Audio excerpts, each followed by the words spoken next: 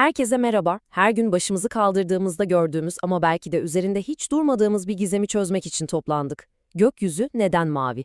Ve inanın bana cevap sandığınızdan çok daha ilginç. Hadi başlayalım. İşte bütün mesele bu fotoğrafta gizli aslında. Güneş tepedeyken masmavi olan gökyüzü, akşam olunca nasıl oluyor da böyle alev alev bir bakır rengine bürünüyor? Aynı gökyüzü, aynı güneş. Değişen ne? Gelin bu renk cümbüşünün arkasındaki bilime birlikte bakalım. Şimdi bu görsel şöleni anlamak için önce hepimizin bildiği o klasik açıklamayla işe koyulalım. Aslında en kısa cevap bu. Bütün sır güneşten gelen ışığın bizim atmosferimizdeki o minik parçacıklarla girdiği dansta saklı.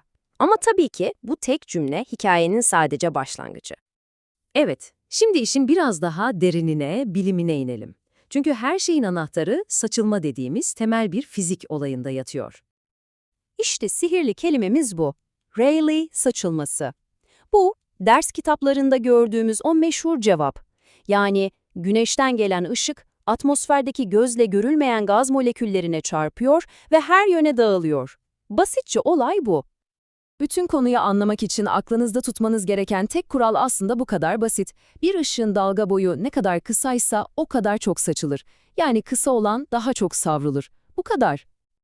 Bakın bu grafik her şeyi ne kadar net anlatıyor. Dalga boyu kısa olan mavi ışık, dalga boyu uzun olan kırmızı ışıktan tam 4 kat daha fazla saçılıyormuş. Düşünsenize 4 kat. İşte bu yüzden atmosferimiz her yöne savrulan bu mavi ışıkla adeta boyanıyor ve biz de gökyüzünü mavi görüyoruz. Tamam, buraya kadar her şey mantıklı geliyor değil mi? Mavi ışık daha çok saçılıyor, o yüzden gök mavi. Ama bir saniye. Eğer bu cevap doğruysa aklımıza hemen başka bir soru gelmesi gerekmiyor mu? Aynen öyle. İşte en can alıcı soru bu. Madem en kısa dalgalar en çok savruluyor, renk skalasına baktığımızda mordan daha kısa bir renk yok, o zaman gökyüzünün masmavi değil, mosmor olması gerekmez miydi? İşte burada işin içine sadece fizik değil, başka faktörler de giriyor. 3 temel sebebi var. Birincisi, güneş bize zaten daha az mor ışık gönderiyor. İkincisi, bizim gözlerimiz biyolojik olarak maviye mordan çok daha hassas. Ve üçüncüsü, atmosferdeki ozon tabakası mor ışığın bir kısmını daha bize ulaşmadan emiyor. Yani aslında fizik, kimya ve biyoloji el ele verip sonucu maviye çeviriyor.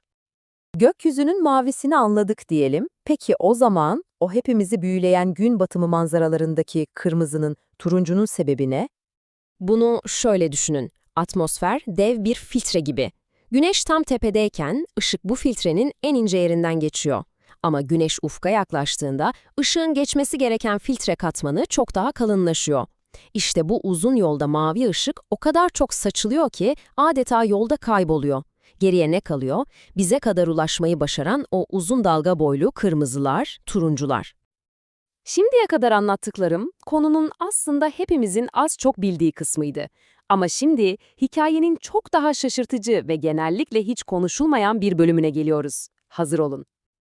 İşte bu soru bildiğimizi sandığımız her şeyi biraz sarsabilir. Çünkü o klasik ders kitabı cevabı aslında resmin tamamını göstermiyor. Çok önemli bir detayı atlıyor. Ve işte o şok edici gerçek. Yapılan son çalışmalar gösteriyor ki güneş ufuktayken tam tepemizdeki o koyu mavi rengin sebebi 3'te 2 oranında saçılma falan değil, tamamen başka bir şey. Ozon tabakasının ışığı emmesi. Bu bilimsel alıntıda tam olarak bunu söylüyor.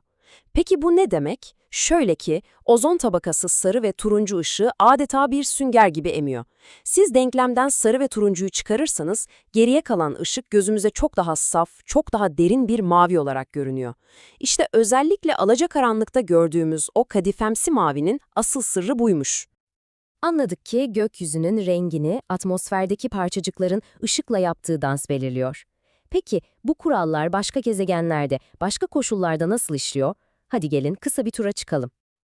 Önce en yaygın efsaneyi bir çürüterek başlayalım. Hayır, gökyüzü okyanusu yansıttığı için mavi değil. Hatta tam tersi. Okyanusun mavi görünmesinin sebeplerinden biri mavi gökyüzünü yansıtması. Göğün mavisi tamamen atmosferle ilgili. Peki bulutlar neden beyaz? Onların sırrı da boyutlarında. Bulutları oluşturan su damlacıkları havadaki gaz moleküllerine göre devasa kalır. Bu büyük parçacıklarda renk ayrımı yapmadan gelen ışığın bütün renklerini eşit şekilde dağıtır. Bütün renkler bir araya gelince ne olur? Tabii ki beyaz. İşte bu örnekler her şeyi özetliyor.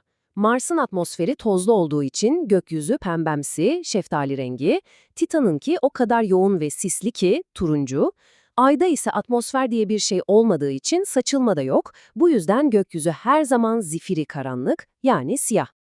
Bütün bu teorileri, farklı dünyaları konuştuk. Şimdi gelin öğrendiklerimizi kısaca bir özetleyelim ve bu müthiş bilimi evinizde nasıl canlandırabileceğinize bir bakalım. Evet, bugünden aklımızda kalması gereken 3 önemli nokta var.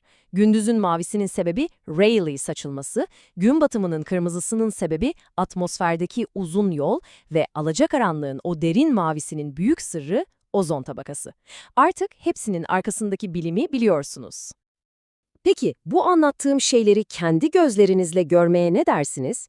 İsterseniz bir bardak su, bir damla süt ve bir el feneriyle evinizde nasıl minik bir gün batımı yaratabileceğinizi anlatan adımları yorumlarda paylaşabiliriz. Ne dersiniz?